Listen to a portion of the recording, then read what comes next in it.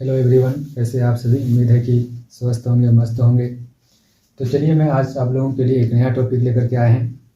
इस टॉपिक के अंतर्गत मैं आप लोगों को इतिहास के बारे में, यानी इतिहास जो है इसका परिचय और इतिहास का अर्थ क्या होता है, और इतिहास का जो है परिचय के बारे में हम लोग इस टॉपिक के अंतर्गत पढ़ेंगे, यानी इस वीडियो के अंतर्गत पढ़ेंगे। हम लोग समझेंगे कि इतिहास होता क्या है। तो हम लोग जो है बेसिकली जो है 12th क्लास का जो हिस्ट्री है, उस हिस्ट्री को हम लोग स्टार्ट करेंगे। लेकिन उस हिस्ट्री को स्टार्ट करने से पहले हम लोग ये हिस्ट्री यानी इतिहास जान लेते हैं कि आखिर इतिहास होता क्या है, ताकि हम लोगों को बुक पढ़ने में किसी भी प्रकार का परेशानी नहीं हो और बुक हमें अच्छी तरह से समझ में आ सके। तो चलिए, मैं आप लोगों को जो है इतिहास के बारे में बताता हूँ कि इतिहास है क्या, और आप लोग जो है वीडियो के लास्ट तक बने रहे, और आप लोग विश्वास करके हमारे सारे वीडियो को देखिए, और आपको जो है कहीं पर भटकने की ज़रूरत नहीं है। मैं विश्वास के साथ कह रहा हूँ कि आप सभी को जो है रिजल्ट मैं दिलाऊंगा, और आप लोग यकीन मान करके मेरे सारे वीडियो को देखिए। और इस स्टडी चिप में, यानी मेरा चैनल का नाम है स्टडी चिप, और इस स्टडी चिप में आप सबको जो है 12th क्लास या फिर 10th क्लास के जितने भी सब्जेक्ट है, टोटल सब्जेक्ट का आप लोगों को वीडियो मिल जाएगा। तो चलिए, सबसे पहले हम लोग जानते हैं कि इतिहास होता क्या है। तो इतिहास यानी हिस्ट्री। तो इतिहास का हम लोग अर्थ सबसे पहले जान लेते हैं। तो इतिहास का शाब्दिक अर्थ है ना, इतिहास का शाब्दिक अर्थ, इतिहास शब्द की उत्पत्ति। सबसे पहले हम लोग ये जानते हैं कि इतिहास जो शब्द है, इस शब्द की उत्पत्ति जो है कहाँ से हुई है, या फिर इस शब्द की उत्पत्ति किस भाषा से हुई है। तो इतिहास शब्द की उत्पत्ति लैटिन तथा ग्रीक शब्द। तो आप लोग याद रखिएगा कि इतिहास जो शब्द है उसकी उत्पत्ति जो हुई है लैटिन और ग्रीक, यही दो शब्द से मानी जाती है। यानी इतिहास शब्द की उत्पत्ति जो हुई है वो लैटिन और ग्रीक शब्द से है ना मानी जाती है, जिसका अर्थ है जानना। यानी इतिहास जो शब्द है इसका जो है उत्पत्ति लैटिन तथा ग्रीक शब्द से मानी जाती है, और इसका अर्थ होता है जानना। आई होप कि आप लोग जो है यहाँ तक समझ चुके होंगे। तो उसके बाद हम लोग और भी देख लेते हैं इतिहास के बारे में, है ना। तो दूसरे तरीके से भी हम लोग इतिहास के बारे में याद रख सकते हैं कि इतिहास शब्द इति जोड़ हास, यानी इतिहास को अगर हम लोग बांटेंगे तो इति जोड़ हास, यानी एक इति दूसरा क्या हास, यही दोनों मिल करके इतिहास शब्द बना है।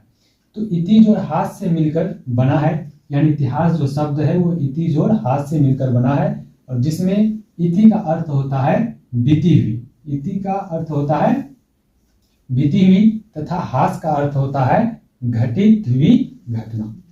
तो इतिहास शब्द जो है इति जोड़ हास, यानी इति और हास से मिलकर के बना है, और इति का अर्थ होता है बीती हुई तथा हास का अर्थ होता है घटित हुई कहानी। अतः हम कह सकते हैं कि अतीत का अध्ययन इतिहास कहलाता है। यानी ये जो इतिहास है, इतिहास जो है दो शब्द, एक इति दूसरा शब्द हास, इसी दोनों शब्द से मिलकर बना है। इतिहास शब्द जो है इति और हास से मिलकर के बना है, जिसका अर्थ होता है इति का अर्थ होता है बीती हुई, हास का अर्थ होता है घटित हुई कहानी। तो अतः हम कह सकते हैं कि अतीत का अध्ययन क्या कहलाता है, इतिहास कहलाता है। यानी अतीत मतलब क्या होता है, बीती हुई बात या फिर बीता हुआ चीज, है ना।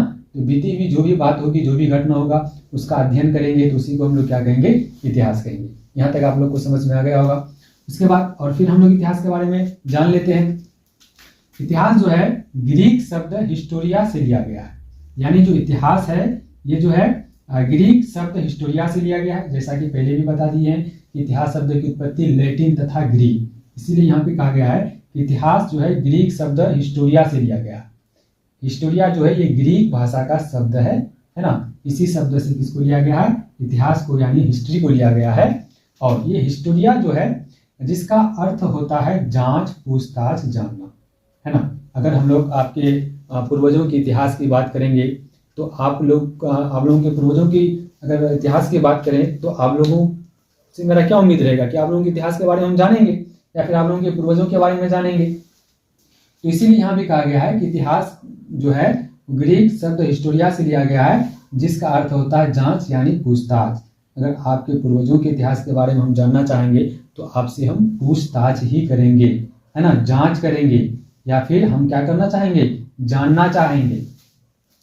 तो अब जो है ये इतिहास का जो है, इतिहास जो शब्द है, हिस्ट्री जो है, ये ग्रीक शब्द हिस्टोरिया से लिया गया है, जिसका अर्थ होता है जांच यानी पूछताछ या फिर जानना। उसके बाद नोट में आप लोग याद करिएगा, यहाँ से ऑब्जेक्टिव क्लियर हो सकता है कि हेरोडोटस को इतिहास का पिता कहा जाता है।